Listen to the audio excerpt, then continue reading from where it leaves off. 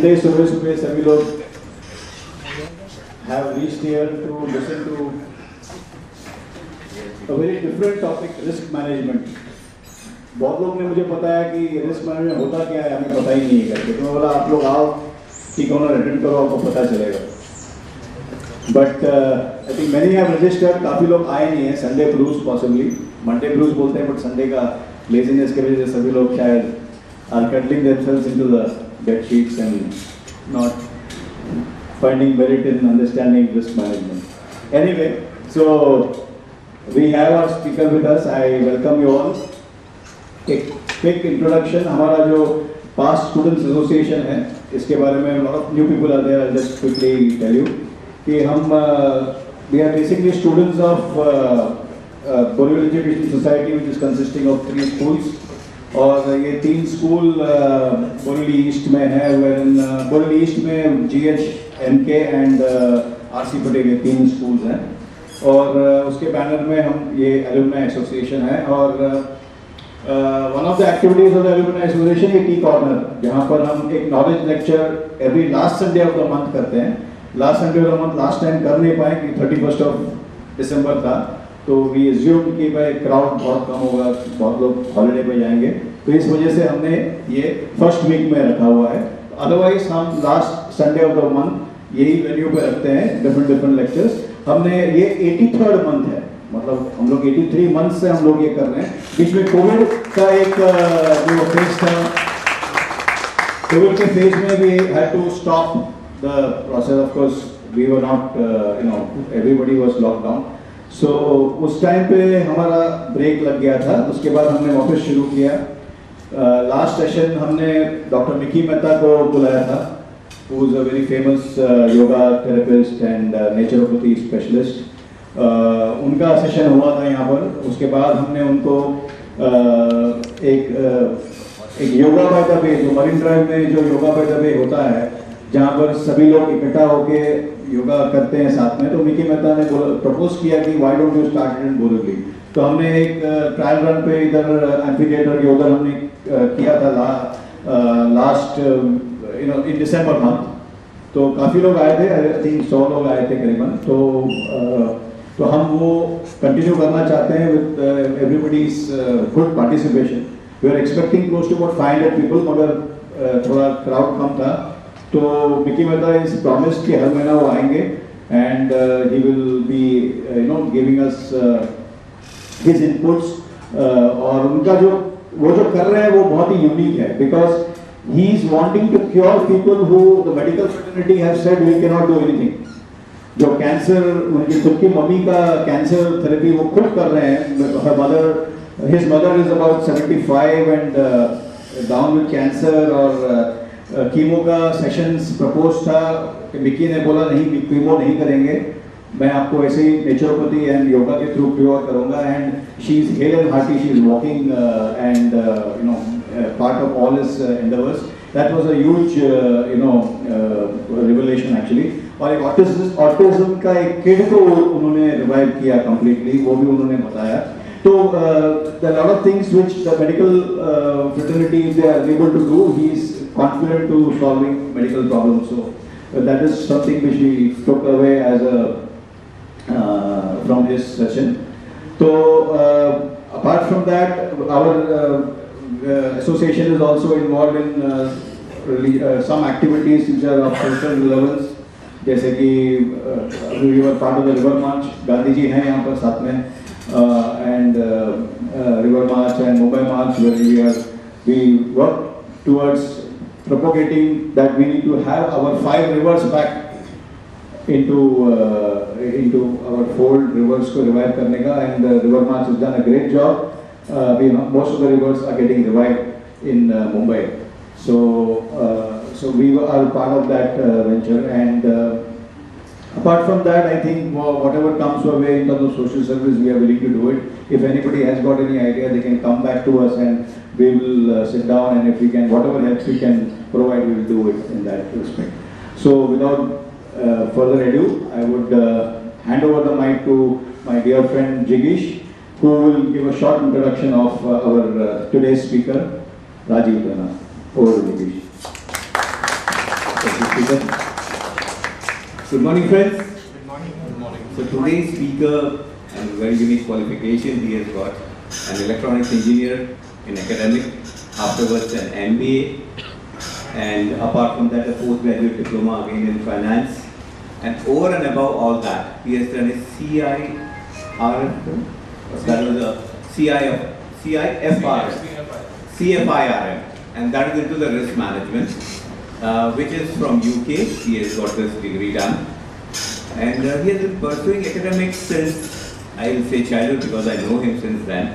And very studious fellow, I can vouch for that.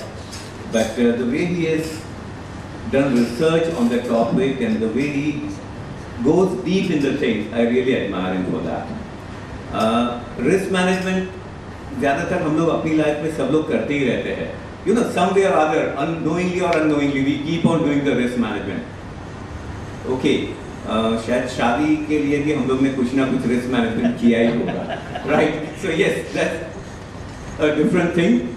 So everybody is aware about the topic, but हमारे day-to-day life के अलावा हमारे काम में how we can do the risk management, how we can analyze the risk, what is the use of it, all those things I think our speaker today would enlighten us on. Over and above, आज की generation के लिए it's a new career also. आज today, you know, the industries are not that commerce, science and arts and all that. There are so many fields, so many things coming up. So risk management also is the in thing right now, which Rajeev has analyzed I think almost 20 years back. Okay, so I won't waste much of the time, and please help me invite Mr. Rajeev Tanna. Thank you. Good morning, everyone.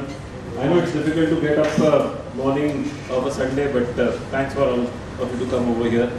I don't know whether I really deserve the kind of good words he's mentioned, but they are nice friends, they are school friends of mine, so we can take it with a little bit of discount. Okay, so let me just ask you, what are your expectations today? What do you want to know today from the session? What do you know about risk management? We'll come to that. But what do you want to go back with a wow factor? That yes, I got to know something. Defining what the risk is. Defining what the risk is, okay? Want me to write it down? Yeah, you can. You can check it out. Okay. Okay, so how do corporates evaluate risk? Okay, fair. How can we take this as a career and how to go about it? Okay, how to take it as a career? Great.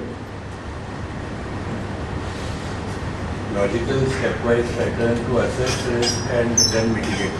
Okay, so logical steps of risk management including mitigation. Some uncommon areas where public is not aware. Okay, uncommon areas on risk management. Okay, yeah. What are the factors of risk management? What are the factors? What do you mean by that? Different parameters which come across in the taking the decision of the any kind of a business or individuals. Okay, okay. So factors for risk. I mean, evaluating risks. Yeah. How to arrive at the risk before it is done. Okay. So risk identification or anticipation. Risk anticipation. Okay. What else? Which are the different careers that it intersect? Okay. Which are the careers linked to risk management? Where? How to manage. How to manage. Okay. So risk manage. Risk mitigation, stroke treatment. Just use the word treatment. I'll explain that. Yeah. Risk factors are broad. So the science directly US for studies. So Okay. what could be the So risk in overseas geography. Anything else? Future, Future in terms of what? risk management career. Okay. Future of risk management career. Okay.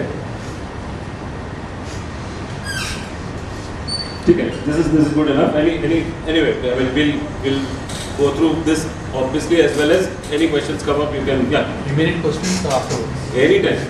Okay. So this is going to be more of a discussion.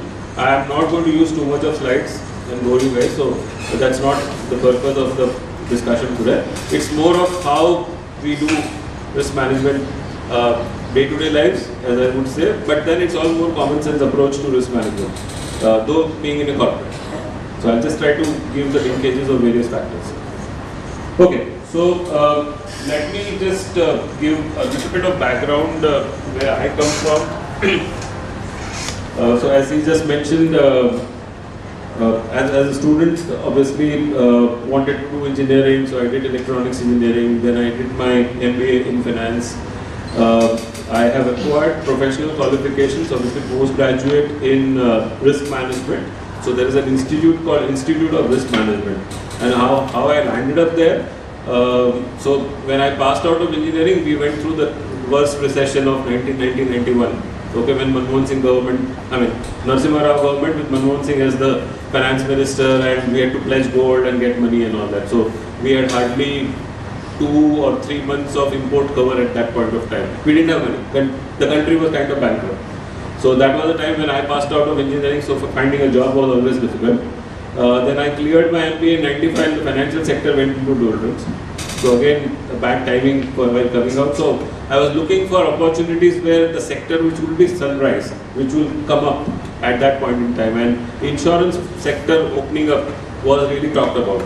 Okay, and then when I did a little bit of study around insurance, then I realized there is something called risk management. And at that point in time, risk management was used basically plant, that is manufacturing unit risk management. So that means the products, the plant manager was considered to be the risk manager because that was the largest asset the companies had. Okay, and then when I spoke to a few experts in that field, I got to know a term called corporate risk management. And that's where I landed up into this institute called IRM, which was obviously based in UK. And okay, so basically UK is the mother place for insurance. So how many of you know this? That UK is where the insurance as a concept started. Because they were all merchants, traders, right? And their ships were flowing in and out of the world. And obviously any loss to a particular ship owner, it is difficult for him to survive after that. So that's where the concept of getting together in terms of money, collecting a premium and paying up the premium in terms of claims when actual loss event happens. So that everybody shares the loss, not one person. And that's where the concept of insurance started. And risk management also was a derivative in terms of insurance is one of the means of risk transfer. Okay, so risk management is a much broader umbrella. Insurance is just one part of it. Okay, but as I said, insurance is where it all started. Plant risk management, manufacturing plant risk management was the big factor. And then risk management at a corporate level started gaining prominence.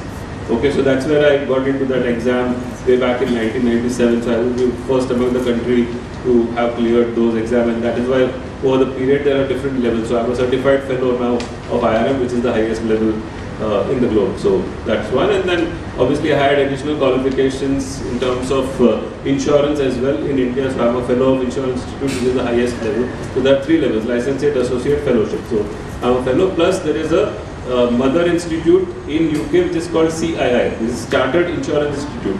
So I'm an associate there as well. So I cleared that exam as well. And also banking. So I worked in a bank for a while, and I'm a CAIB as well. So okay, why I'm saying all this? Okay, it's not about personal kind of glory. It's more of risk management requires a various perspective of looking at any aspect. Okay, why everyone or individuals fail is because they think, I know I've been doing this for 30 years, I know how risks are. Okay, and that is where the biggest failure happens. Okay, so let me, all of you have seen a movie called Titanic? Yes. Anyone not seen? Everyone seen? Okay, so tell me, what is one particular point, stroke decision which led to the disaster? Expediting reaching the destination. Perfect. I mean, does everyone understand what she said? No. What was that point? Can you explain that specific? The goal was to reach earlier than the scheduled period of time. Okay, so the scene goes like this. There is a short chap called Frank Eisner. That character is an investor who had put money in that ship, and it was obviously the largest ship, the best designed, safest, everything, unsinkable. So those were the words used, right? But there was a point, if you recollect, there was a time when the captain of the ship, almost like, so that was his last voyage before retirement, and he is having a cup of tea in his hand, and there is a report which comes. And when these two guys are discussing, so the investor is asking how is it? He says, we are running 4 boilers, we are good to go, and we'll reach on scheduled time. Okay, and then there was this telex or whatever message which comes, which says there is a iceberg war. So the investor asks him, what is it? He says, no, this is pretty common at this time of the year. Okay, so there is a warning which is given, number 1. Number 2, they are already going full steam ahead. Number 3, this particular investor seeds that thought in his mind that have you thought, because the planned time of arrival was next day morning. Okay, so if they reach next day morning, the newspaper will always be out. Okay, so the news will become override when they reach. So there won't be making a newspaper headlines. So he says, have you thought about reaching early so that you become news next day morning? And this being your last voyage, okay, why don't you think about it? Now that's one thing which actually led to the disaster. Because it is combination, yeah, good. There is one more aspect in the disaster. They compromised on the safety aspects and the whatever those drafts. So that is post facto. So there are 2 aspects of it. So okay, I'll explain the concept of ERM and I'll explain the concept of actual BCP, we call it, business continuity plan. What you are saying is correct, because the design was, in order to reduce the weight and all that, they only had lifeboats to cover half of the people. But that is post event. The main event would not have happened had he not. So as a result of all this, he goes ahead and fires all the boilers. So the fact is, if you remember, the guy at the top spots a iceberg, he rings a bell and all that. But then just because the speed was so much, they couldn't maneuver. And that's what typically leads to any disaster, even in our personal domains. As businessmen, as individuals, we get so colored by greed, okay, by personal desires, or wherever we are personally invested, we tend to underestimate the risk. अरे कुछ नहीं होगा, सब कुछ अच्छा होगा. Because when it's like stock investment, if I have done a stock investment, I always feel ये तो अच्छा ही करेगा. Okay, anything is available to the contrary, I will not be able to kind of give weightage to it. So, any other examples which you remember, which as an organization, companies went down all of a sudden? Anil Ambani? Anil Ambani over a period of time, yes. Nokia. Nokia, which one? Nokia is still there. Sorry. Yeah, so Nokia, I'll explain that. So just remind me. Kodak, yes. DHFL, that's again greed. Satyam Computers is the best example generally cited in our, because these are the greed of the promoters which led to the downfall. I don't know, how many of you have heard about the Satyam Computer downfall? Okay, why did it happen? Because the owners they overestimated they actually camouflaged the books of accounts. How? You would know that. You sorry? No. So what? Okay, so it was basically what he said is correct. It is greed. Okay, so today what happens is when a company leaves. Okay, so if I leave my company, I have my salary account and my employee account, right? So logically, when I leave, my employee account should stop. Employee account number, and that account should close in SAP. Now what this guy did is, obviously there were fake IDs created, and lot of people who left, he put his personal account number so that the salary kept on going. So it was huge amount of misappropriation of funds, and obviously lots of negative decisions and all that. But from an accounting scandal perspective, because that's the reason why PwC also got involved in all that. So PwC partners also were kind of imprisoned and all that stuff, and obviously Satyam, Ramlinga Raju and all that. So whereas Ramlinga Raju's company Satyam was supposed to be a good company in risk management in that just previous year. So there's something called Golden Peacock Award. So it got Golden Peacock Award. So that's how the story goes. So yeah. Nobody knows a company like LB Couriers during our time, do that, LB Couriers. Yes. It just went down in 3 months. Yeah. So any positive examples of how companies have managed risks? Jyoti Laboratories. Which one? Jyoti Laboratories. Jyoti. Jala. I know, but what is? How did they? They bought Henkel. Yeah. Okay, so that's a normal process. I'm just saying from a worst case situation. Confident. Sony. Which one? Coffee day, coffee day.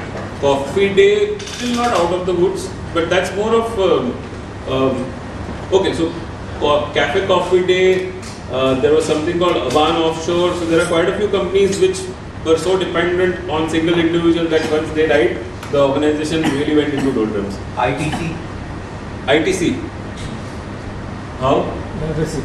Initially they used to be only on cigarettes and then they started No, expanding. that is more of diversity. I'm just saying from a dire straits situation, they managed the risk. I mean, it was really worth of. So I'll give an example. Have you heard a company called Thomas Cook? Yes. What is the correct story? What was the old story? Is it a good brand? Yeah. A very well-known brand. Stock investors have made a lot of money earlier, right? Now there was a point of time when that is Kingfisher, Jet. Okay, so what is the business they are in? They are in inbound and outbound, but mainly inbound travelers. So that means people from US, UK, and all these countries, they get the travelers in. And what is the business model? They have tie-ups with airlines, they have tie-ups with hotels, and they have all the travel and all those arrangements done, right? Now there was a time 2008, post 2008, the situation became so bad that the inbound travelers really dropped. And over and above the commitments which they have made, and the airlines, they obviously made airlines in advance. So airlines also went down. Jet, Kingfisher at that same point of time, almost similar time. Okay, and then they had huge issue on the hotels and all that because they had paid for it. The customers didn't come, so the revenue stopped. The expenses were already there, so there was a huge issue at that point of time. And I mean, why I know it because the risk manager had made this presentation. So he had shown like 4 forces from where the whole company was attacked, and after that it got sold also. So though it is a British company, it is still the British unit is different. This is owned by Prem Vatsa, a Fairfax company. He is a Canadian investor. Okay, so that guy still owns it, and they still retain Thomas Cook. Otherwise, normally people change the brand name. But the brand name of Thomas Cook is so strong that they wanted to continue because customers still correlate with that. And Thomas Cook today is doing decently well now. So it's like how a lot of factors come in and it goes down and then you try and come up again. So that's what is basically. So the linkage of business, risk. Yeah, somebody just mentioned about going overseas. So let's look at that as an example. So you're overseas in terms of your child going abroad or business abroad. Which are you thinking? Start going abroad, taking education, because something can go wrong with the health, something can go wrong with say riots or... Fair enough. So let's take that example. Let's build on it. Okay, so if let's say one of your children wants to go abroad, so what would you look for? Normally security, in the sense, and he is there exposed to various factors. No, so before deciding which country you would study, what do you really look for? What should you look for?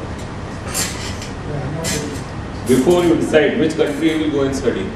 So today, let's say your child says, I want to go abroad and study. Okay, I don't know which one. You tell me, you guide me. So how would you go about starting? Same for Asians. Same for Asians, okay. Currency. Currency, okay. And then qualification for joining any university. Okay. Yeah, okay. But how would you decide the location? That's where I was coming from. Will you decide? Getting in hypothetical. My son has already come back. No, that's fine. I'm just building up. See, I'm just building up. How True. Will you send your child to Ukraine? Not today, but earlier people did. Let's understand there were lots of students studying medical in Ukraine, right? So I'm sure they would have done whatever risk analysis. So I'm just basically from the reference of people belong to Canada. Friends are belong to Canada. Yeah. This is the Canada situation. Absolutely. So the affiliation factor within Canada of Indian community as well as the Canadian community looking at Indians from a different perspective. So the help is not there. And there could be any art, there could be anything over there, racial discrimination, whatever. So in that eventuality, what we can do from India in terms of insurance. Yeah, so this is how typically one would go. So basically when obviously we want to look at overseas for an education or even let's say business operations. Okay, so let's talk education first. What are we going to look at? How is the country? Okay, is it safe? Okay, will we go there? Or what has been the history?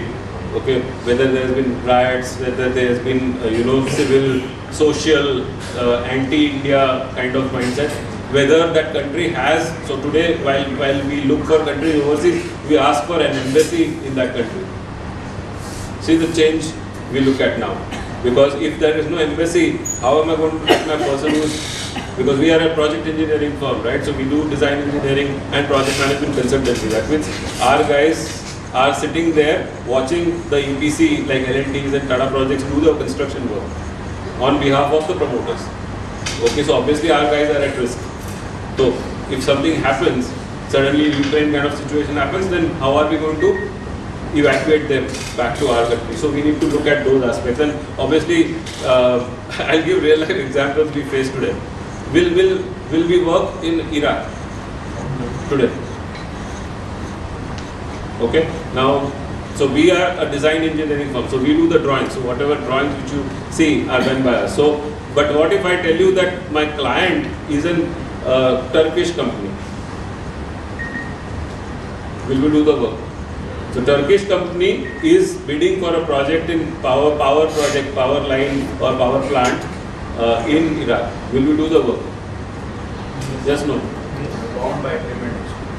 Which agreement? On the contract, sir. No. So should I bid for it? A Turkish company bidding for a project in Iraq, and he obviously wants my quote because he has to go and bid because he has to pad up my price. Will I do this work? Yes. Yes. Why? Take labor from outside. Take labor from outside. But ultimately it's my people. Even if I take from outside, I need to send some people at least. Will I go to Iraq? As simple as that. Simple. So, what will you do? Yes or no? Because, see, risk managers are supposed to be the bad guys in organizations. let's face it, okay? However likable or unlikable my face is, I am extremely unliked for in the company. Just like for a sales, if you don't Yeah, have to send completely somebody to disliked. Iraq, Yeah. if you don't have to send somebody to Iraq, how will you do it? Perfect. So what we do is we put a condition that I will not have feet on ground. I will do the design work from my office here. If required, I'll send my guys to Turkey. But my people will not go on ground in Iraq. Okay, if this is the condition, we say go ahead. But there are one or two more aspects. We don't do any work in countries which are under US or European Union sanctions. Okay, do you know what does this mean? Sanctions. What does this mean? Those which come under the Queen. What that comes under? The Queen's rule. No. US also. US mainly. US, EU, that is European Union. They don't want to deal with that country due to reasons which could be political, it could be... No. So, I mean, I don't do business in countries which are under sanctions. That's my... Okay. The reason is very simple. The majority of my group's revenue comes from TCS. And TCS is obviously having largest share from US. So, I cannot afford to, put my group's revenue at risk. And obviously, as an overall relationship, we don't go against, because if there are sanctions, there are some issues, though it may be bilateral. But the point is, the guideline, the unwritten rule is very clear that we won't do business with sanctioned countries. Yeah.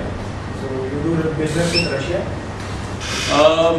So we in general also don't do business in Russia, China, Pakistan. Yeah. So I was just mentioning that sanctions are the first important point. Number two, we look at is from a overall as a risk perspective. First and foremost, we don't only look at our client, which is the Turkish company. We also look at the project viability. Okay, whether that project is viable. Now the situation was this power project was depending. It was a gas-based project, but the gas was coming from Iran because the plant was bordering Iraq. Though Iraq had huge reserves of gas, but not explored. So we had to see those things as well, that what is the viability of that project, because if that project is not viable, my client is not going to get the money, and obviously if my client is not getting the money, I am not going to get the money. Okay, so the kind of risk analysis which we typically do has to go to that level. Net मेरा पैसा आएगा कि नहीं? Okay, मेरे लोग safe है कि नहीं? मेरा brand reputation safe है कि नहीं? Right? So I have to see मेरा objective क्या है. So अगर if we are sending our kid, right, we will say what? मेरा बच्चा safe रहेगा. कल कुछ हो गया तो do I have any backups there? Any relatives, any even counselor for that matter, where I can seek some help. Okay, whether the education which he is going to get has got a relevance. Okay, what is the recognition of that certification? Whether he is going to get job after that. What is the kind of job he is going to get? What is the kind of money he is going to earn? What are the kind of visa is he going to get? To tell you frankly, in real life situation, so 6 months before I joined this company, our guys went ahead and opened an office in one of the countries. Okay, and board had recommended no. Okay, so in that case it was more of an evaluation. But then when we went for the visa, the guys did not give us a visa because they said show me a local employment. And our intention was never to look for that kind of situation. So from an overall perspective, you have to see even as an individual how easily we can get the visa. So suddenly if you want to go, will you get the visa? Because the child has got on the basis of student visa. Will you get it? So there are so many different factors. What is the fees?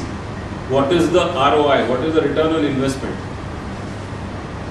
Okay, so one of the examples which I cite here is, my son had got into an MBA course in France.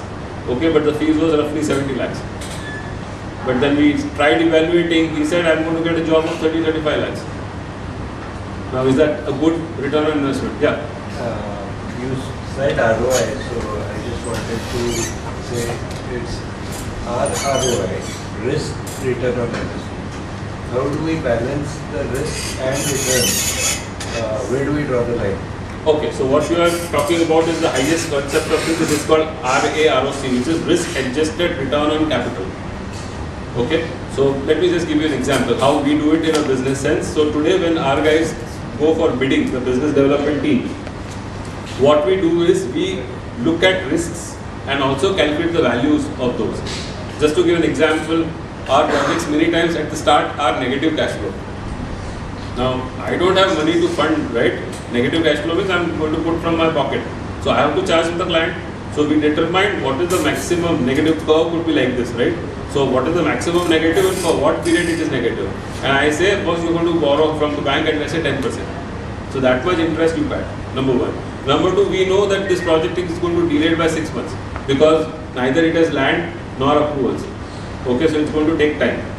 So 6 months delay shifts my year. So today if I am doing this project compared to when I start after April, my salary is going to go up. So am I factoring today's salary or 1 year hence salary? So that is one padding we do. Second is, third point is, we know that these projects of typically this nature are going to get delayed by 12 months. It's a 48-month project, 60 months hone wala. So then, and it's a lump sum project. So that means whatever I have quoted, I have to complete the project anyhow in that price. Now, if I know that there's going to be additional 12 months, where is that money going to come from? Because for me, raw material is my man hours, my time. Right? I'm a consulting firm. हमारे पास सिर्फ लोग हैं और कुछ नहीं है. So in that case, we try and determine कि additional 12 months पे कितना और manpower जाएगा. तो उसका cost we build. And then there are contingencies. Okay, so all these value we pad up and we say you should bid along with this, which is a risk premium. So then what you can look for is a risk adjusted return on capital, because what you are going to invest is it factoring risk or you are going without risk?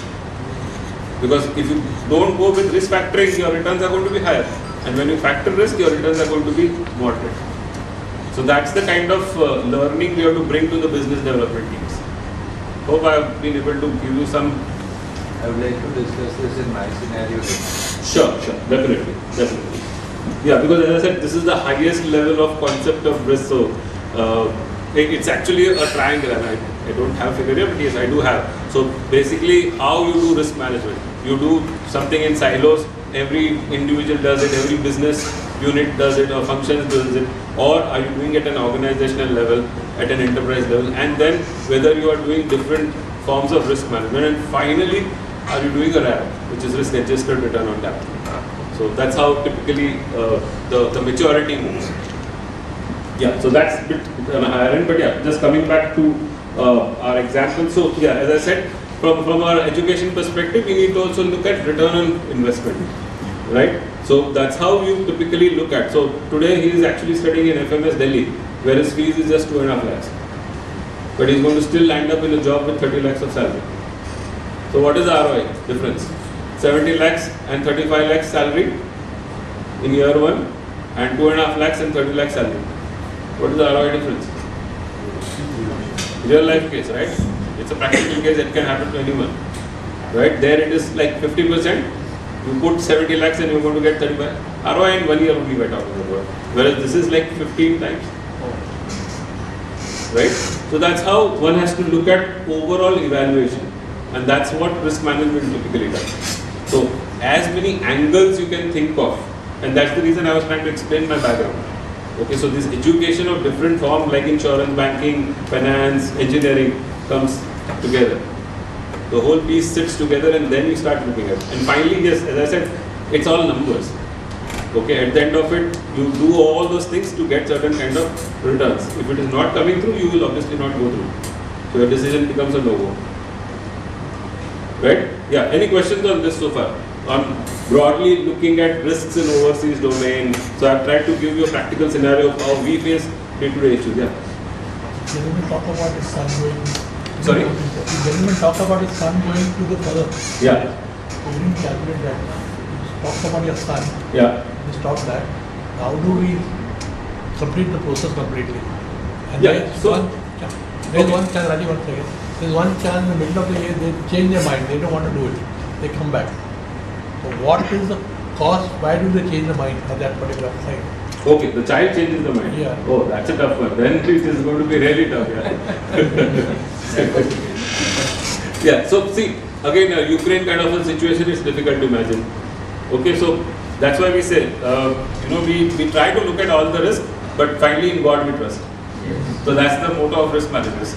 Because yes, you do try and think and anticipate and many things so just to tell you, on Monday I'm going to present my risk input to strategy.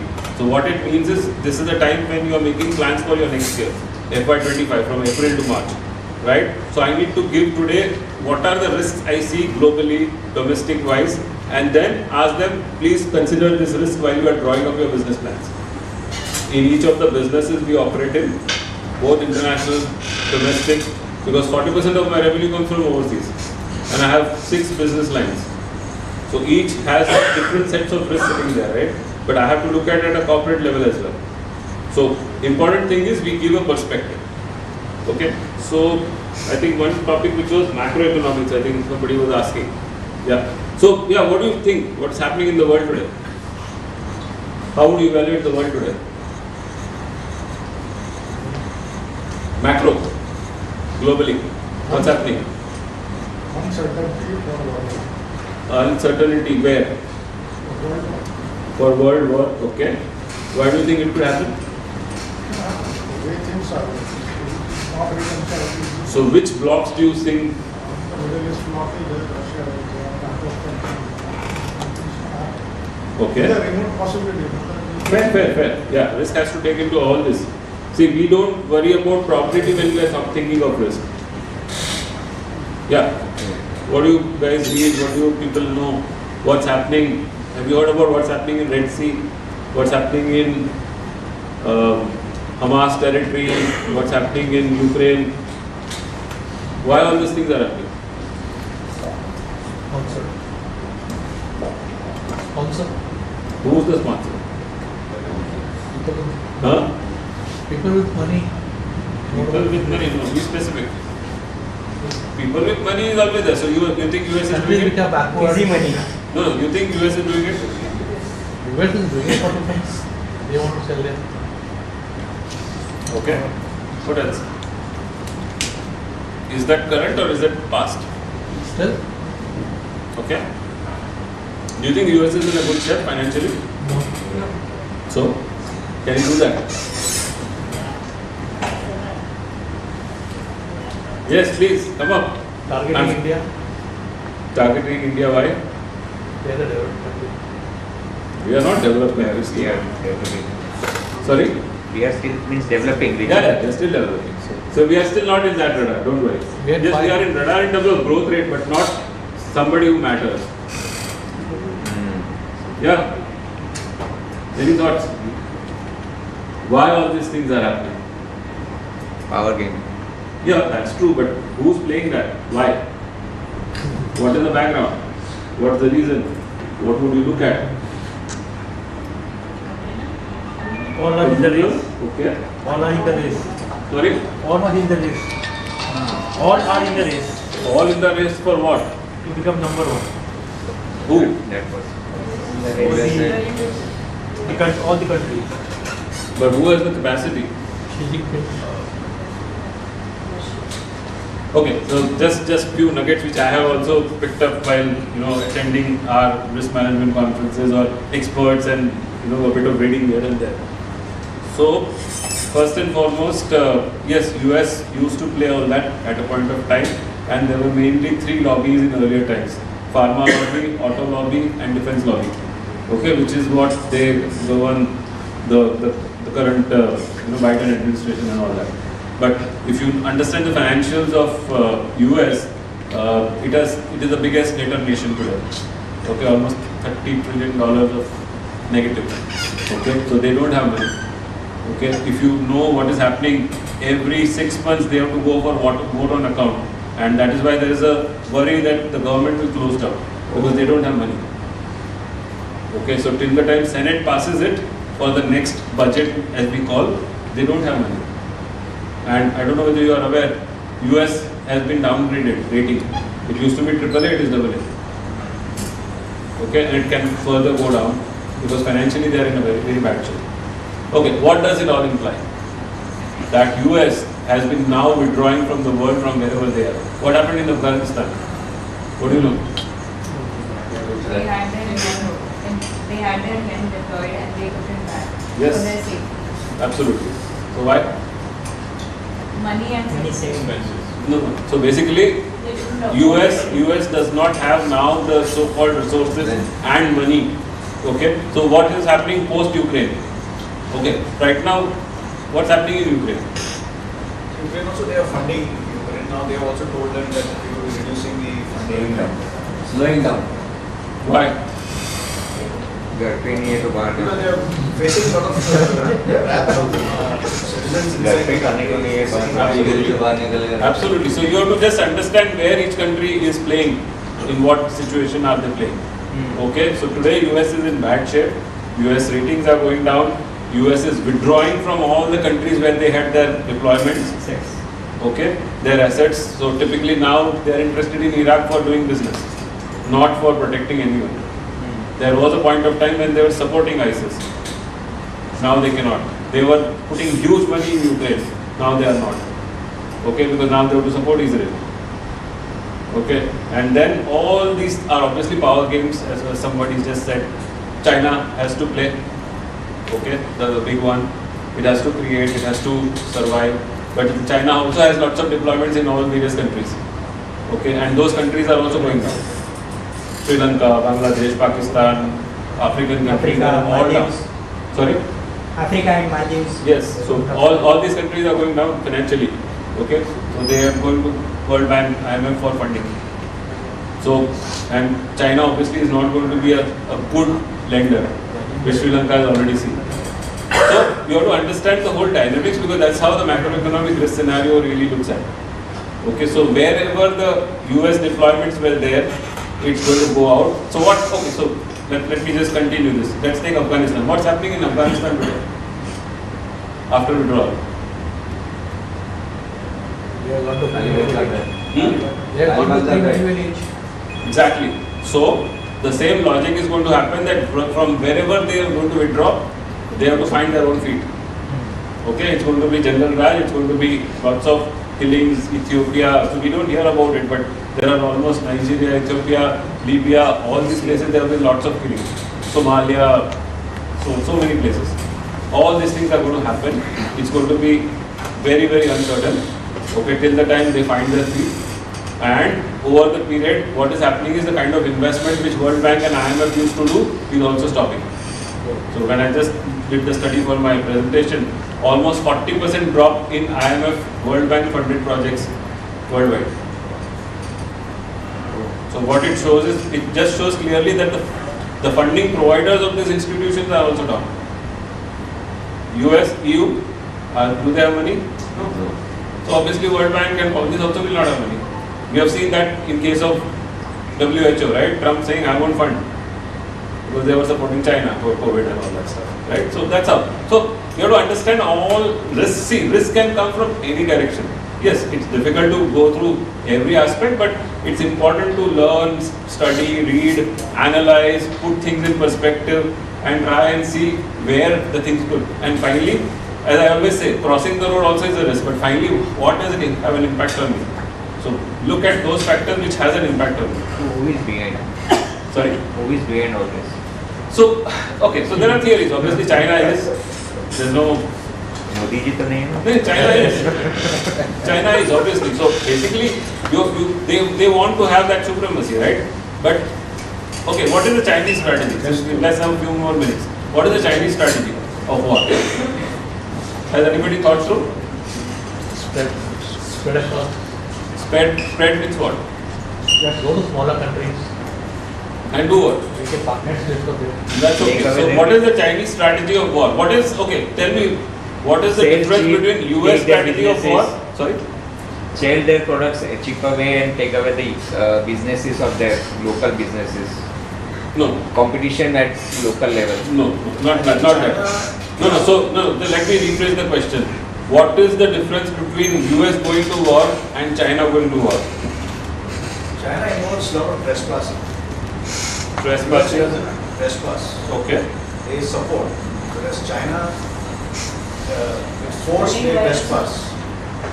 That's the only thing, and they try to take over the territory or and claim that that's their territory.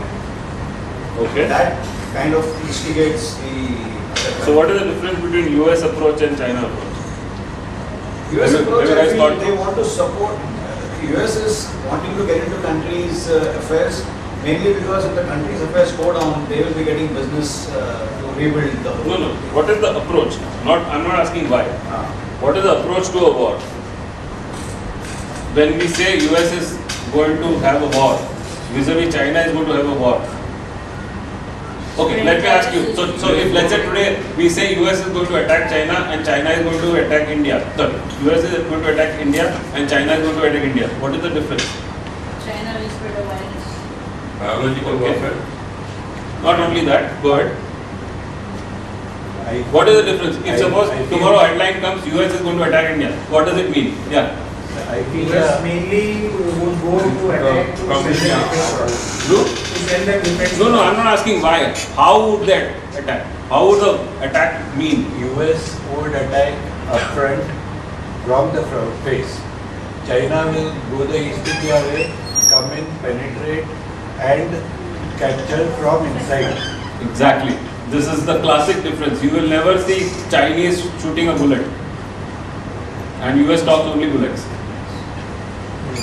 Okay, China's strategy has always been spoil the whole social, economic, political system of the country. And that's how they rule, trespassing. US is straight attack. If today we see US attacking India, that means we will see all the airplanes and frigates coming over. We will not see that in China. You have seen that in Galwan also. If you analyze what Galwan happened and why it stopped. Yeah. So they are never battle ready. Okay, their great generals are technologically strong generals, not militarily strong generals. They are playing very hard on the technology game. Okay, so virus is just one aspect of it. Yes, it is.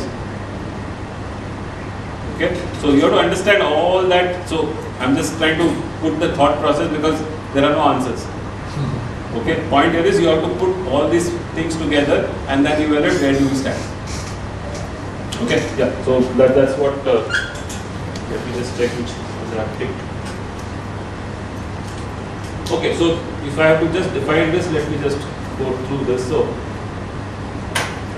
okay, So when we say risk, what do you understand? What does the risk mean? Loss. Suppose fail. Suppose if it fails. Okay. What else? Not knowing the consequences. Not Knowing the consequences. not knowing the consequences. Okay. No. So if the risk happens or whatever. So Accounting for known risk. accounting for known risk. Okay. Downside of a particular decision on an event. Downside. So all the terms which we are hearing are negative.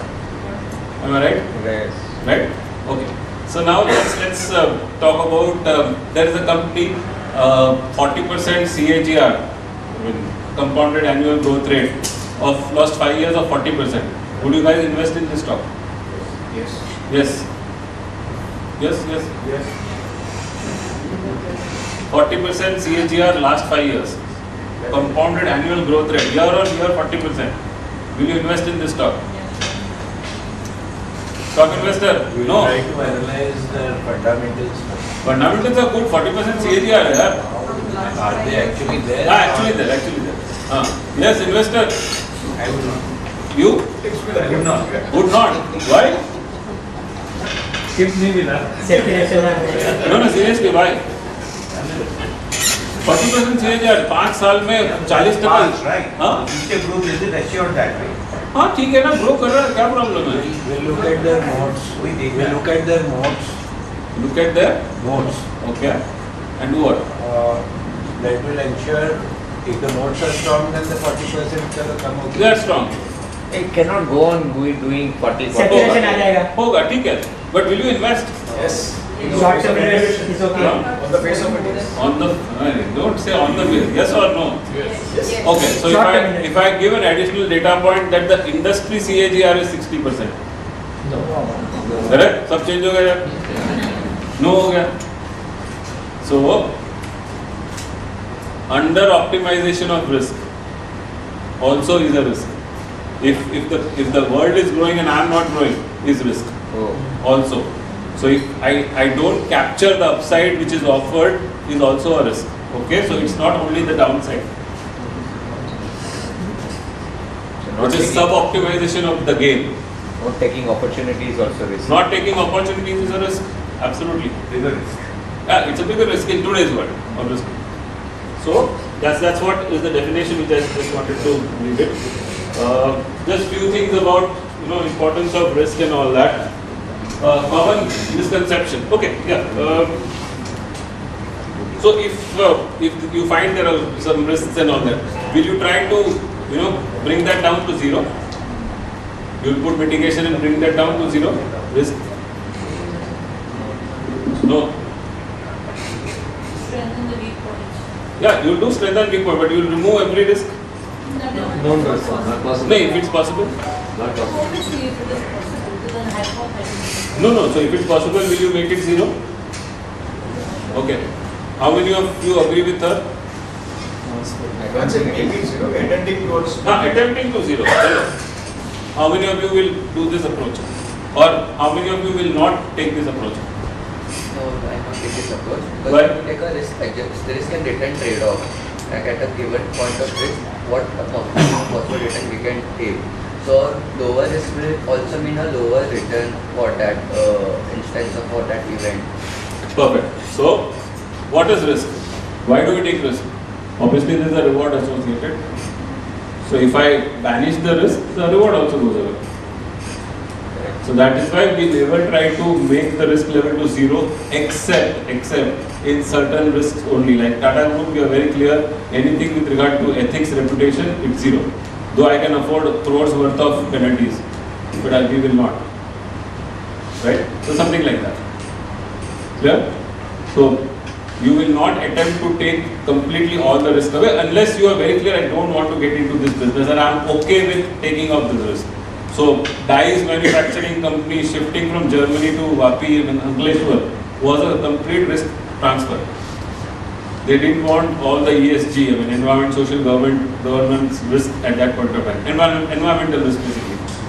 Right? That's why they transferred everything there. They didn't do much manufacturing there. But that was a known call for some reason. So very few cases you will take that situation, otherwise you will keep risks, which is manageable because there is a reward associated. Clear?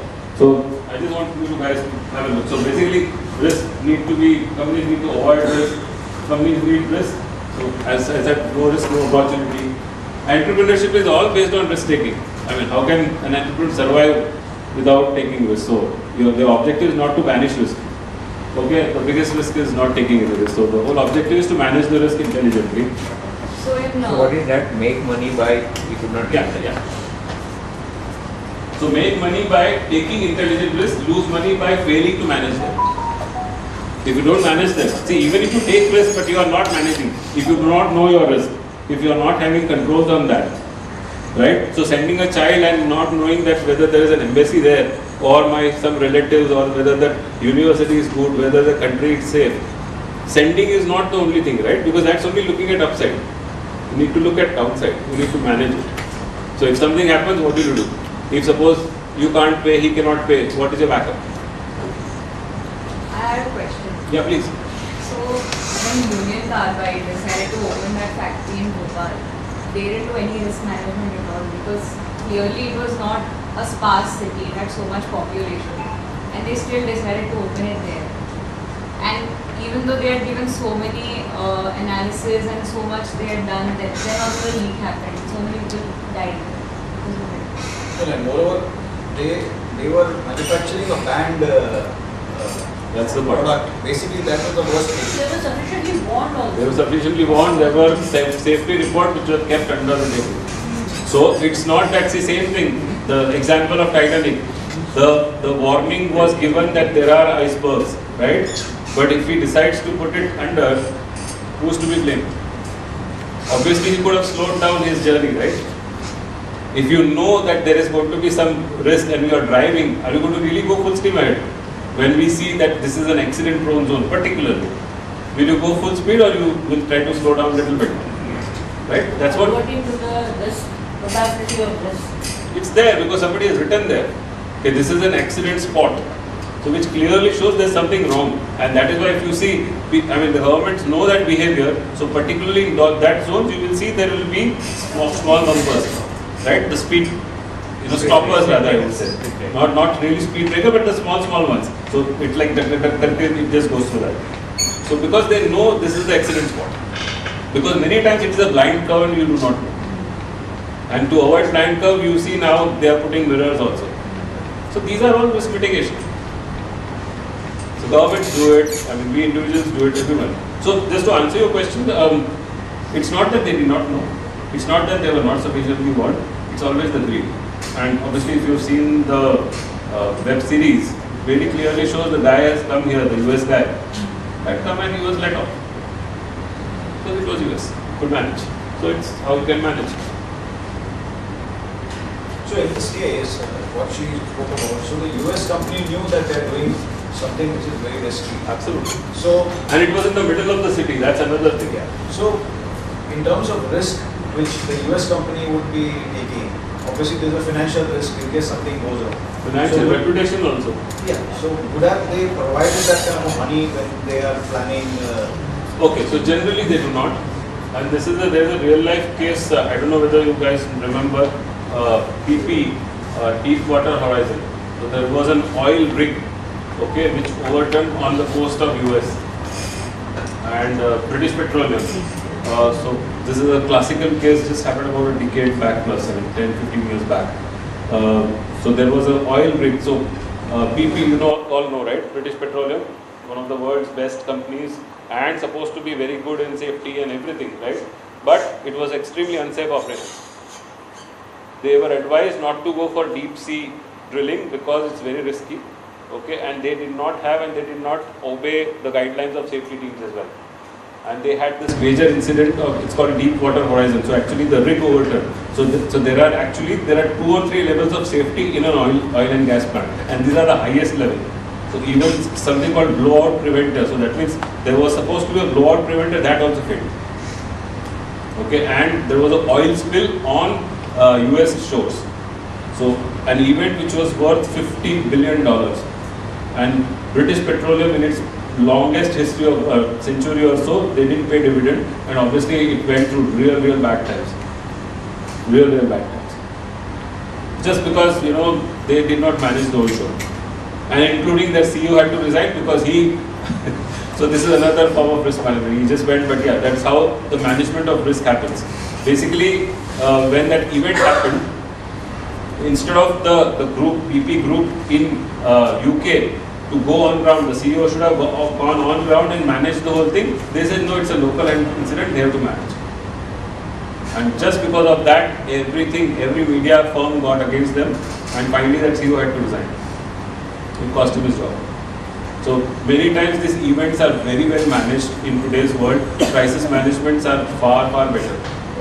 Okay, I'm sure many of us remember Cadbury's infestation case. Cadbury में कीड़े थे. How did they manage? What did they do? Anybody remembers? They showed the factory manufacturing tools. And who did they use? Amitabh Bachchan. Right? They showed the factory. They got Amitabh Bachchan to come up and say that it is safe, I can eat. They also said we are introducing one more layer of foil. Okay, though the problem was frankly not on their side, it was at the retailer side. But they knew that if they say it's a retailer's problem, their brand is going to be deeply affected. And that is how they managed the whole incident. Taking ownership and saying, yes, there is a problem, we are working on it and we are managing it. That's how crisis management. So, proactive risk management and crisis management is different, but it's still kind of an umbrella.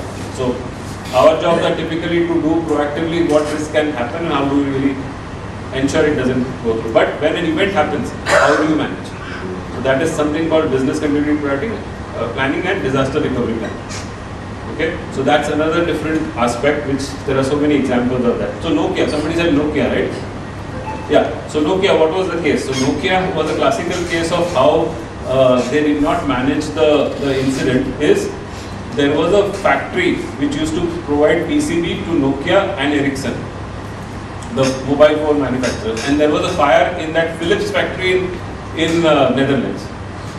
Now, but it was a sole supplier to both these parties.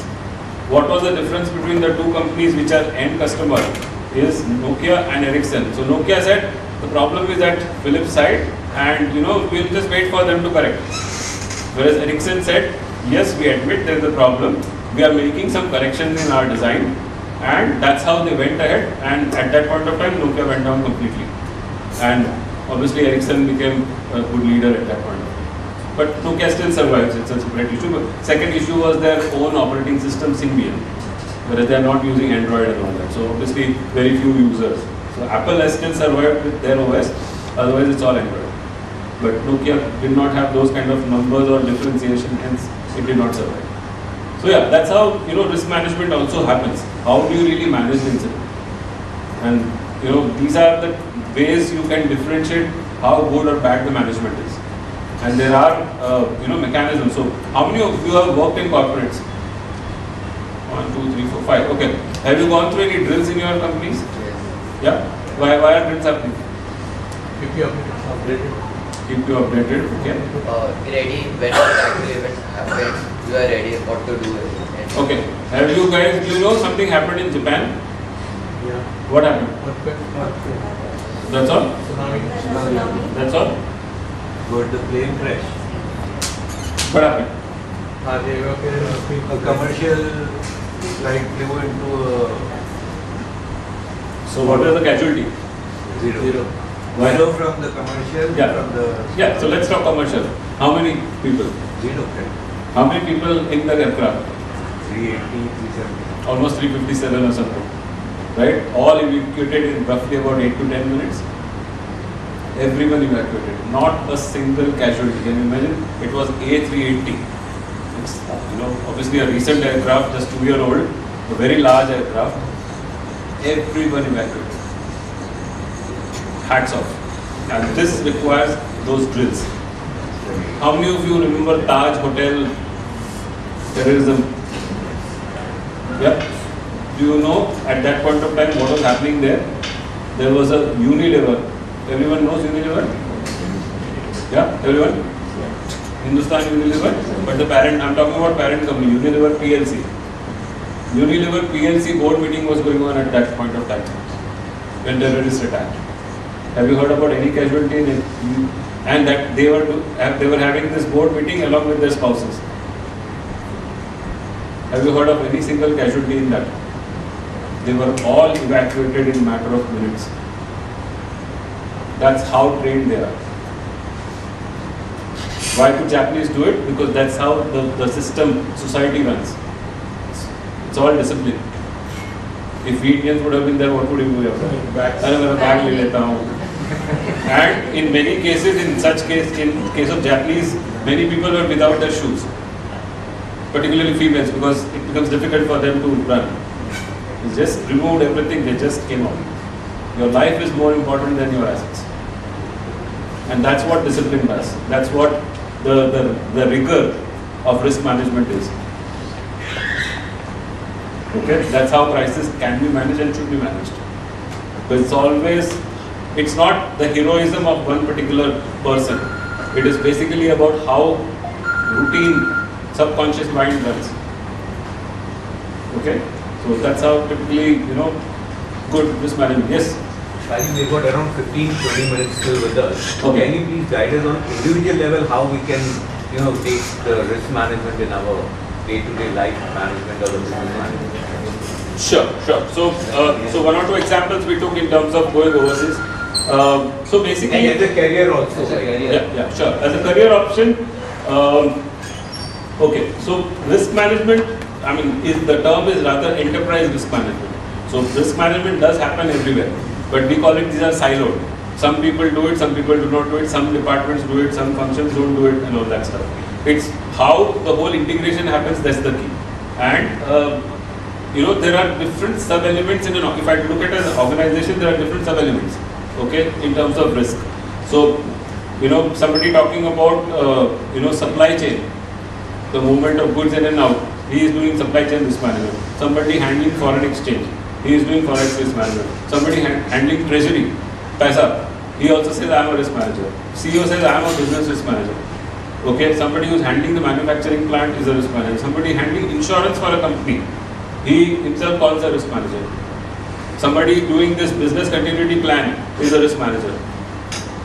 Right? So, different aspects in an organization are there which are sub-elements of risk management, and there are specialization for each of this. So, if somebody wants to do a banking risk management, there are different kinds of courses called financial risk management. So, they will really talk about mathematics and investments, and if you are in insurance, it talks about solvency margins and all that, how solvent the organization is. Okay, so the focus, it depends upon what aspect you are looking at.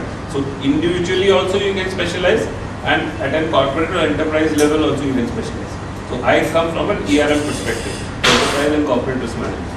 So whereas you can also pick up any of these aspects. So somebody handling an insurance department is also, because it's one of the ways of risk transfer. Somebody from a legal department becomes a risk manager because he is transferring the risk through contractual means.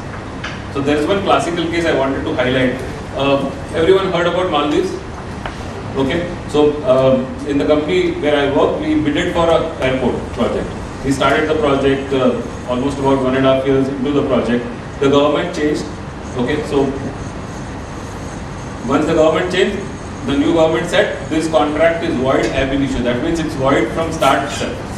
And they just threw us out. And we had invested almost about $300-400 million of construction effort and spend. Okay, that was my first engagement when I joined that company called GMR Group. And when we looked at it, there were very few critical things in how we really looked at. When we looked at the GDP of the country, what we were investing was 80% of the size of the GDP of the country. Okay, point number one. Point number two, we were going to obviously be the largest employer in that country. Number three, it was an international competitive bidding where they had said the local laws will prevail. That means law of Maldives. I do not know how many of you have gone to Maldives, but Maldives is a group of islands, and the biggest island, which is Malé, is just 4 square kilometers. That's all. So nothing grows, nothing gets manufactured, nothing happens there.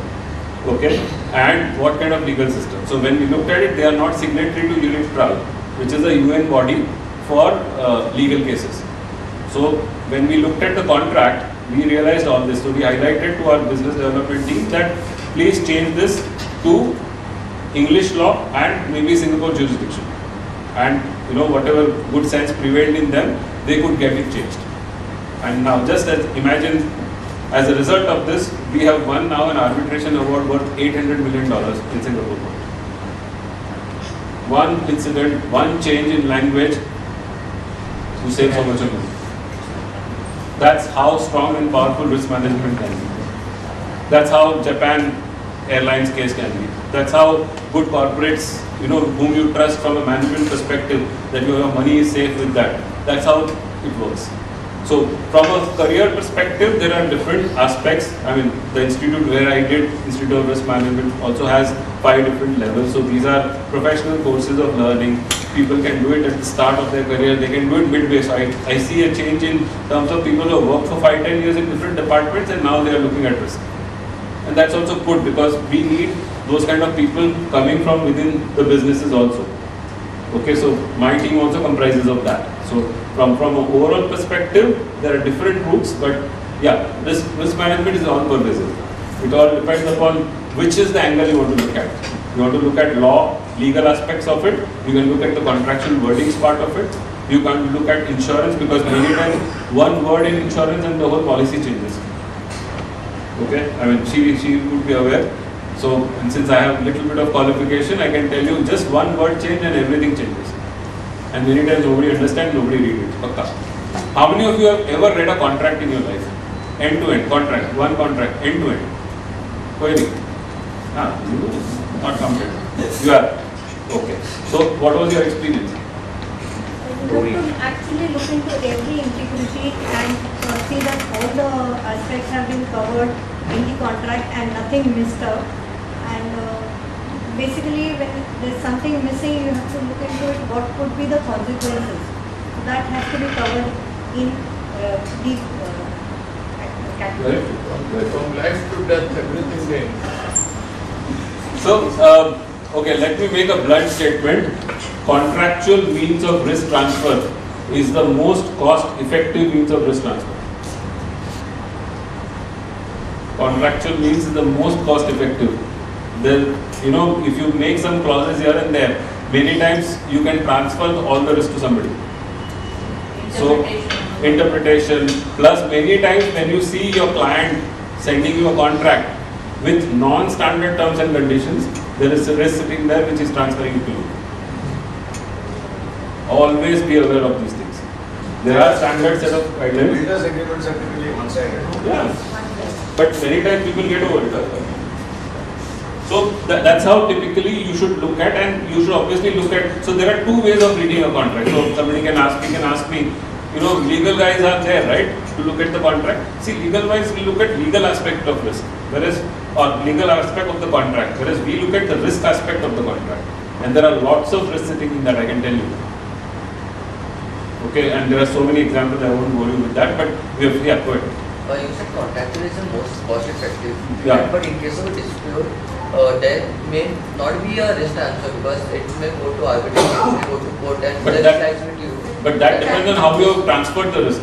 Yes, but then for that timeline it's disputed. So No. So, okay, let me give real life case. In our business, we have number of iterations. The client keeps us changing the design, so we also change the design. There is a lot of effort from our side. There are cases where we went into losses because of that. As a result of that, we have realized that we are capping the number of iterations to 4. That's all. That's fair, right? Anything unfair, the court of law will say not allowed.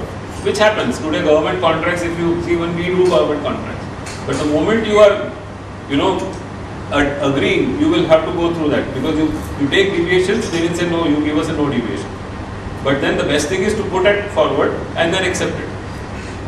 Because court of law is finally going to look at the balancing part of the contract. The risks should be balanced.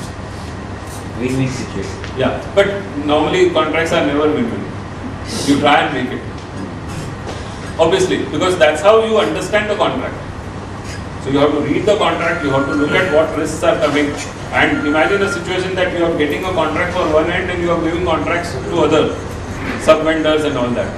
And many times we have seen situations, sub-vendors put conditions on us. So not only my client puts a risk on me, my sub-vendors also put a risk. My money doesn't come in, sub-vendors and other things, to my paisa chahiye. and I'm not going to take whole risk for you. So there are so many different cases. So yeah, I mean, basically from a career perspective, it's always said this is a budding, but then it's been there for 25 years. But yeah, I mean, even people have still not understood the scope and the breadth of risk management, I can tell you that. So it's still evolving, developing, new things are coming up. Yes? What is the cost factor? Some of these courses are pretty costly, no doubt, because these are all pounds or USDs and all that. But education is certain thing where I generally don't see money. The kind of value. So today, whatever I am is because of that course I did 25 years back. But I got a job 20 years back, right, in risk management. But the kind of scale I am at is far higher. As a parent, if I want son, you can do that, yeah. See, again, forget risk management. Any course, don't look at money. I'm not talking about 50, 60 lakhs and 1 crore and all that going abroad. That again you have to decide whether you are sending your son to a Harvard or a Wharton or a Stanford for an MBA. You don't send your child to some. There's a craze of going to Canada. People take 1 year courses and they go. This is all useless. And they land up doing jobs in DMART equivalents. How about Netherlands? See, again, I will not know specifics because that's again a different thing. You have to go to a place where you get the specialization. If you are doing economics, better go to LSE, London School of Economics. Right? So that's how I can give that kind of examples. If you are doing MBA, then as I said, Wharton, Stanford, these are good. Harvard, they are good. Yeah. So we could finish the slides because there are very important points. There are lots of things. Lots of things. There are lots of examples and all that. Yeah. Okay. So simple example. Why do you have brakes in cars? Avoid an accident. Okay. Stop when you want. Stop when you want. Okay. Slow your speed. Slow your speed. Okay. You don't hit others. You don't want to hit others. Okay. Safeguard yourself. Safeguard Your own. Safeguard yourself. Okay. See, the real reason is because you want to go faster. The best cars are the best brakes. The objective is not negative, as I say. Objective is you want to go, be in control and be safe. Okay, so that's how the brakes are. Because risk management is generally termed as negative, but this is a positive connotation side of it. So there are lots of examples on all that, but this is the same iceberg principle for Titanic which I used to. Quite a few examples. So let me just check the list whether I have. So define risk, corporate structure, evaluate risk, career. Any specific questions I have left out? Steps in risk management, risk anticipation. So anticipation is again, as I said, you have to look at overall thing. Yeah, so macroeconomy, the client profile, the risks in the country or in business, whether the business is viable. Even stock investment is a risk. Okay, interest rate fixation is a risk. Okay, so just simple question. Today, will you lock in a home loan rate, fixed rate? Today, you have two options, right? Fixed and floating. Will you go for fixed rate today? No. Why? Data expected to go down. Expected to go down. Right? Why should you fix yourself? So that's risk management. You should know what is the risk and how are you going to manage. So your anticipation skills come into picture. Yeah, so growth versus stabilization. So there are different aspects. So you have always cycles of business growth and all that, but finally you also stabilize. You can't keep growing like that. You have to stabilize somewhere and then go to the next round of growth. So yeah.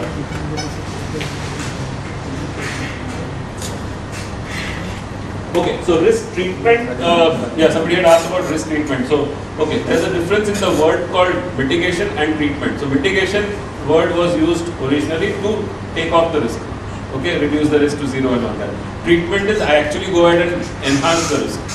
So today, since 40% of my revenue comes from overseas, I'm more comfortable doing global business, right? And I'm very strong in power. So I can always go ahead and do, bet higher risk compared to any other company. So based on your strength, you can go up and take more risk. That's also, as he said, sub-optimization of gain you want to avoid. You want to go ahead and have a higher gain as well. But controlled, aware, that's more important. So from a risk treatment perspective, there are various options. So there is something called risk retention, risk reduction and risk transfer. So let's go to reduction. So there are various mechanisms of reducing a risk. So in good olden days when planned risk management, people used to have safety measures, people used to make sure that your passages are clean, housekeeping is done properly, you have lots of, in today's offices, wet floor, be careful and all that stuff, because there are lots of legal cases around which keeps happening. So you have something called commercial general liability, that somebody coming into your premises has a fall and dies, you are liable. So there are so many different learnings from all this that companies have started doing all this. So are you forewarning? So what the court of law sees is basically, do you have processes and you followed it. That's all. So if these two things are not there, there's a problem. And this is a very big issue in case of pharmaceutical products also, as well as automobile parts. You hear lots of product recalls, right? Certain systems not working in a automobile case, so they have withdrawn. There are product liability cases in case of even pharmaceuticals. So they have to withdraw the drug because they found something wrong with the input ingredient APIs which they used. So there are different ways of controlling your risk, reducing your risk. There is something called risk transfer, insurance, contractual means, joint ventures. Joint ventures are also one way of transfer. I do not have the skill, I tie up with Jigish. Okay, and I do get into a business. He has a different skill, I have a different skill, we are going and doing a business because we want upsides. Right? So joint venture also is one of the ways of risk transfer, risk sharing. Okay, risk retention, there are various techniques again. So there are something called planned or funded risk mitigation or risk retention, and something which you keep it for a chance, which is contingency. But for that also you put a certain percentage. So when I talk about funded, like have you heard about debenture retention reserve? Aware? Not aware? Okay. So I mean, even today it will be happening. But let's say I borrow 100 rupees from you, and I am supposed to pay you back 100 rupees after 5 years. Okay. So how do I really plan for that payment after 5 years? I save let's say 20 every year from my profits, because I have borrowed. That means I am expecting some higher revenue. So out of that I put 20. So I collect 20 each year and I pay you 100 the 5th year. Is that better, or getting 50 that particular, getting that 100 in the 5th year and then paying you? Which is the better option? First one, First one, right? So that's how you are trying to fund the risk, which is already sure. So which is called debenture or retained risk. So I am retaining the risk, I am aware and I am funding for it. I am planning for it. I am not keeping it contingency. But generally corporates don't do that. Corporates think about rollover. 5 साल के बाद उसको rollover कर देंगे. That's how corporate function, right? But yeah, that's not a good way of risk management. That's like leaving it on chance for that day. Most corporates have a provision. Good corporates have a provision. Most is a question mark. So good corporates have a provision, and that is the best way to do it. And that's happening, I'm sure, in personal lines also, right? If you have sent your child abroad and if you are supposed to pay fee every 6 months, you are not going to take money out of your sixth month salary, right? You try to save something and then pay upon the 6th month. Otherwise, you will be starting to worry about when you have to actually make the payment. So that's is funded. So this is how it is funded, risk management. There is also contingency. So there are some risks I know can happen, but I do not know how much and when. So then in that case, I put a contingency that, okay, maybe 5% of this can happen, I am keeping 5% separately. And there are some risks which I do not know also, and even if I know, I don't have the financial muscle to provide for it. But as guess I am aware, I keep an eye on it. So that's how risk treatment happens. I hope treatment angle. Most of the times we analyze and anticipate the risk, but then on the due course, we come up with new risks, new obstacles, and we may not be aware at the beginning. Okay, so let me give real life example. There was a power plant we had invested in, okay, and when we did we call it NPV, the net present value was 300 crore plus. Okay, and the assumptions we made was I will get 100% coal from CIL, Coal India Limited. Whereas there was no such chance. Okay, but obviously business development team will go with fancy assumptions. So there are lots of assumptions that my interest rate is going to be this, my money is going to come from here, that means my equity is going to come from here, my debt is going to come from at this rate, my coal is going to come at this particular price. So 1 year hence when the construction started, when we looked at the assumptions, that assumptions were such that 100% coal आपको मिलने वाला ही नहीं है. You are going to have imported coal or washery coal and you have to do blending. आप वो करते ही आपका figure change हो जाता है. And then there is something called plant load factor. They had assumed 90% plant load factor for a coal project. तो होने वाला नहीं है. Right? So then in that case when you go for real 70, 75%, 80% max, you realize आपका production कम हो जाएगा. So then in that case when we had a relook at that assumption, the project became -100. Construction खत्म भी नहीं हुआ है. So what I'm trying to say is many times it's not unknown risk, it is my wrong assumption which takes me down.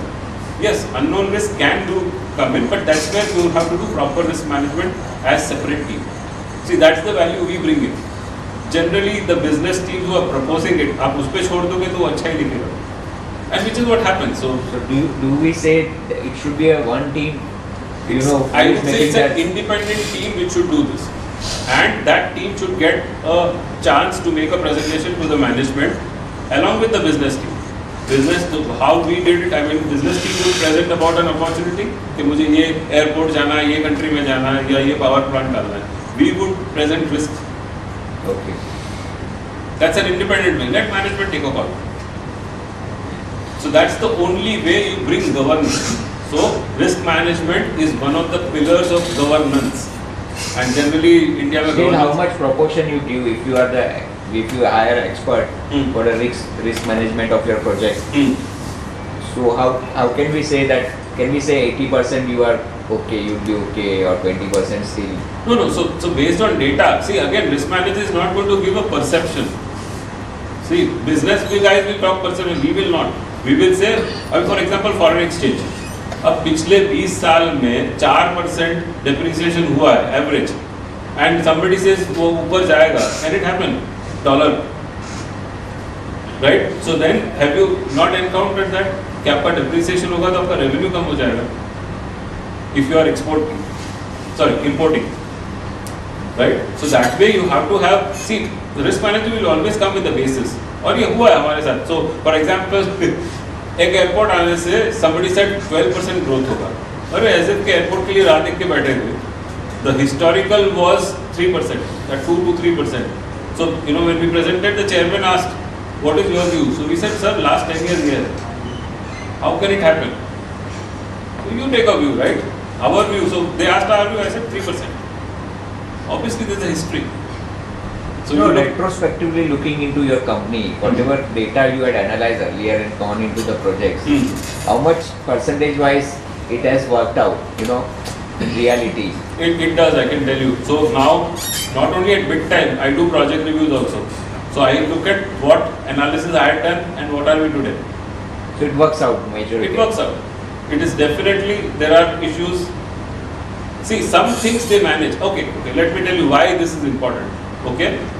The point is not to be me proving right. It is for you business leader to correct it ताकि मैं गलत हो जाऊँ. So I was just saying that we provide risk input, but at the end of the year, I mean start of the year, we challenge the budget numbers कि आपका इतना turnover नहीं होगा, आप -10% रहोगे. It doesn't mean that I am very happy. At the end of the year, so last year का जो performance था, we looked at कि कौन से risk मैंने बोले थे. So we call it low, base and high. So most likely, least likely, pessimistic, optimistic and base case, right? हर एक का scenario build करते हैं. So finally, our guys did better and we were in the positive case. So that's what I said. I'm happy to be proved wrong. The intent is not to show my knowledge. The intent, it's a warning. Yes. Guys, please do something. And the fact that you did it and we got the best result, that itself is the success of risk management. Yes. One question for entertainment sector. For? Entertainment sector. Can we take personally because वो सब लोग के लिए नहीं होगा. We'll discuss. Anything I missed out? Anything you guys asked for and I have not answered? Because he is ringing the bell. In So these are all international institutes. So IRM India is there. IRM UK is there. So they have an Indian affiliate, IRM India. So there is RIMS, Risk and Insurance Management Society, but it's more of insurance side. So there are lots of insurance driven, specific finance driven courses. So FRM, it's called Financial Risk Management. But that's only for managing money. Yeah, or CFA. So they do AMC, asset management company kind of thing. So each are different. So it depends on which area you want to look at. As I said, I look at enterprise, corporate, Sara ka Sara. So everything I'm supposed to know, learn, understand, give a view. So even digital and cyber, these are different. People think the cyber is risk hai. No, the digital thing itself is the biggest umbrella. Cyber is one subset. Just as insurance is a subset of risk. Yeah. In terms of campus education, which universities stand out in terms of risk management if I am pursuing education? Okay, so some of the, I know where IRM has tied up, like Flame University in Pune, they've tied up, NMIMS they've tied up for level 1 course. So there are 3 levels basically. So that way they do. So, these are more of integrated. NIA, National Insurance Academy is also tied up. But, you can always do on your own, you can look at these courses, provided this helps you. See, There are no umbrella courses, there are individual aspects of the course. No, so IRM courses are purely risk management. So they have tied up with few universities. So NIA is the National Insurance Academy, so they have combined together risk also. But their whole program is insurance. That's what I meant. Yeah. Are there any particular courses regarding environmental risk management? Are there? Any particular courses regarding environmental risk management? There could be webinars or white papers on that, but course I don't think कुछ devise किया है. Certified course. नहीं, certified course not that I am aware of. There are white papers, there are webinars available on environment. I know it's a big thing today. The whole energy, decarbonization, ESG, risk and CSR and all those are all in the reckoning. But not that I am aware of as a specific course for environment. Yeah. Are there any risk management forums which take seminars in Mumbai? Yeah, so I am a part of something called RM Next. So we are 150 members of about 100 companies representing risk across the country. So that's a WhatsApp group, but yes, we do meet once in a quarter. Plus, anyone can attend, or is there only? No, you have to be a risk manager to be part of that group and all that. So not general, it's not general public. So any forum for general who's entering into risk management? So there are few institutions, not private sector like UBS forums and Inventure and all that. They do conduct a lot of risk management seminars and all that, but they are. So maybe Rajeev, as the chair of ICRM, we can replace you to start something what he needs out here. There might be many others who would be looking for that. Definitely. So as I said, there is already an India chapter here, so India affiliate here. So you can go to irmindia.org. You'll get the ideas about the courses, fees, when does it start, course structure and all that stuff. So there's enough material available. I have done FRM for networking and for doing real experience seminar with industry professionals. So FRM, if you have done, I'm not sure whether there is any separate forum for BFSI segment. I know your interest would be BFSI. Yes, I'm working. Yeah, I understood that. So FRM will be typically done by them. So, but not in our group. There are few bankers, but very few. Because that's a completely different form of risk management. Because that organization organize seminars in US, UK, not in India. Yeah. So it will be all under GAR. Yes, GAR. So GAR, I know some 20-25 years back I used to attend GAR sessions, but not now. So are the GAR sessions still on? In India it's not there. Not there, right? No. They need to start something on that, because I have not seen something on the BFSI segment so far, as closely as we are. Yeah, any other questions? How difficult is studies in this? Okay, so generally UK books are very, very simple. They are written in a way a child can understand. Indian child. So it's a very simple way of explaining things. It's just that they are costly. Obviously because of the pound sterling. But for Indians, I don't think it's a problem clearing the first attempt. Very, very simply written. बहुत easy तरह से लिखा है. So, and it's everything is interesting. So there are different techniques of, there's a decision tree approach कि मेरे को ये project करना चाहिए नहीं करना चाहिए. किस stage पे I have on which stage of risk. So we use those kind of techniques in our lives. It helps. Yeah. Thank you. Thank you.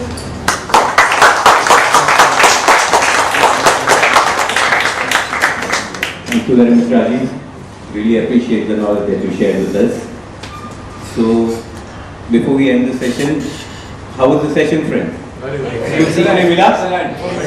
So I still remember. I'll share a story with you. जो risk पे ही है, 2 minute लगेगा और.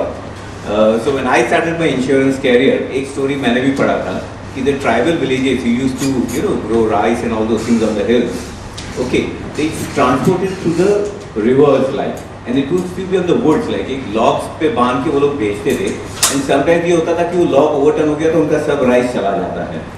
Okay, so finally they found the solution कि जो log का वो लोग राफ्ट बनाते थे उसमें 5 मेरा होगा 5 आपका होगा, different people they used to share those things. So अगर एक उल्टा भी हो गया तो they are losing only 5. So that was the risk management in those days. And the thing that I learned was that you stay together, you be together, and you can share the risk. So I wish the same for you all also. All stay with the PSA and PSC community. सब लोग साथ में रहिए, and we all can grow together. So thank you very much, friends. But before we leave, I would like to invite Aparna and Ashish. Ashish, Secretary of PSA, and Aparna, she is one of our committee member. Rajeev, I'll request you also please to come over here again. We'd like to honor and felicitate Shirat, please.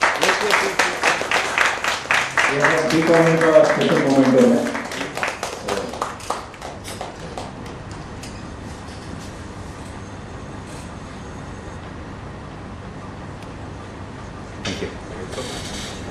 Thank you. Ashish to have a word of thanks for everyone. Thanks, Rajeev, for giving us the truth of risk. I'll say, my takeaway is that, risk है तो risk है again from Ashok Mehta's line, but manage your risks very well. And thanks all of you for coming here and making this session a special session. Thank you very much.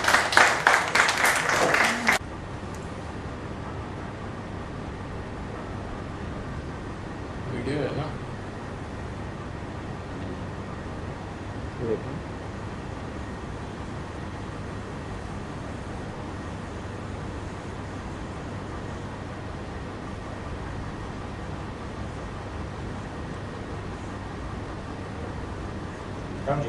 आ रहा हूँ एक second.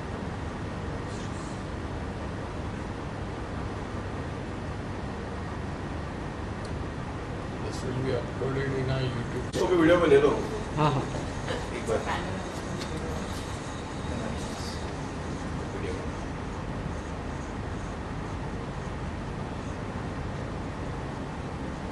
Wait आ sir.